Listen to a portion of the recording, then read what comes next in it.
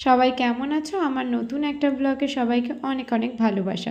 সবাইকে জানাই শুভ নববর্ষ। সকালবেলা উঠেই দেখো আমি গুছিয়ে নিয়েছি। এবার চলো প্রথমেই আমি যে নতুন শাড়িটা পরবো সেটাই বের করে নেওয়া যাক।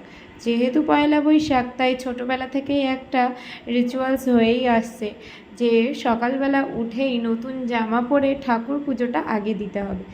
তো আমি নতুন যে শাড়িটা পরেছিলাম সেটা একটু পরে পরেছিলাম, তার আগে একটু স্কিন কেয়ার করে নিলাম। যেহেতু স্নান করে এসেছি তাই প্রথমেই সেটাফিল দিয়ে মুখটা সুন্দর করে আমি ময়শ্চারাইজ করে নিলাম। আর সামান্য কাজল আর আইলাইনার, যেটা আমার নাপোল গ্লামের একটা পাউডার দিয়ে মুখটা সেট করে নিলাম, যেহেতু আমার বেশ অয়েলি অয়েলি মুখটা ফিল হচ্ছিলো। একটা লিপ গ্লস দিয়ে ঠোঁটটা সেট করে নেওয়ার পরে মেন যে জিনিসটা সেটাই আমি পরতে চলে গেলাম। সিঁদুরটা পরে নিলাম এবং একটা টিপ পরে নিয়েছিলাম। তো এবার আমি নমস্কার করে নিলাম। এবার তারপরেই আমি চলে গিয়েছিলাম আলতা পরতে। আর অনেক দিন পরেই আমি আলতাটা পরছি, যেহেতু সচরাচর আমার আলতা পরা হয় না। আর আমি কিন্তু আলতা পরতে খুব ভালোবাসি, কিন্তু কাজের জন্য আর সেভাবে পরাই হয় না। আর এই নুপুরটা আমাকে আমার শাশুড়ি মা গিফট করেছে। তো কেমন হয়েছে অবশ্যই বলো। তারপরেই আমি চলে গিয়েছিলাম ঠাকুর ঘরে এবং আমার গোপাল দুটোকে পুজো দিতে। তো শাড়ি পরে আজকে সুন্দর করে গোপাল সেবাটা আমি দিয়ে দেবো ভাবলাম, কারণ বছরের প্রথম দিন, আর বছরের প্রথম দিন আমরা সবাই খাওয়া দাওয়া করব সুন্দর করে। আর গোপাল ঠাকুর বা আমার গোপাল খাওয়া দাওয়া করবে না, এটা কিন্তু হয় না। তাই দেখো নতুন বস্ত্র পেতে আমি সিংহাসনটা ঠিক করে নিয়েছিলাম। এখানে আমাদের অনেক গোপাল আছে, তবে আমার বিয়েতে পাওয়া এই যে নাড়ু গোপাল, এটা কিন্তু আমার মাসি গিফট করেছিল। এর একটা ভিডিও তোমাদের সঙ্গে পরে শেয়ার করব। এবার তোমরা বলতেই পারো যে তুমি কিভাবে স্নান করাও বা কী করো। দেখো বাবা, আমি যতটুকু পারি আমি ততটুকু করি। আমি কারোর মনের মতন করতে চাই না, আমি আমার মতন করে পুজো দিই।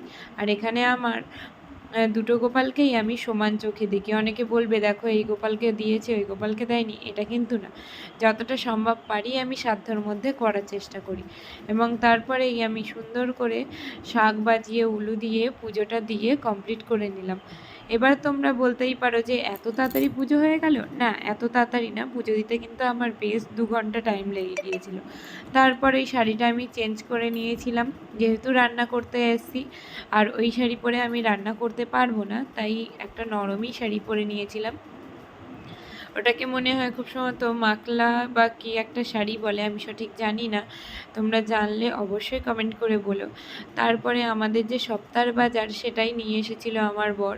তো সেটাকেই আমি সুন্দর করে গুছিয়ে নিয়ে ফ্রিজে ঢুকিয়ে দিয়েছিলাম। আর এখানে আমি মাথা ভাজা করতে বসিয়ে দিয়েছিলাম। আজ মুড়ো ঘন্ট করেছি, কিন্তু আমি কিন্তু খাইনি। আমার আজ মঙ্গলবার, তাই সেদিন আমি নিরামিষই খেয়েছিলাম।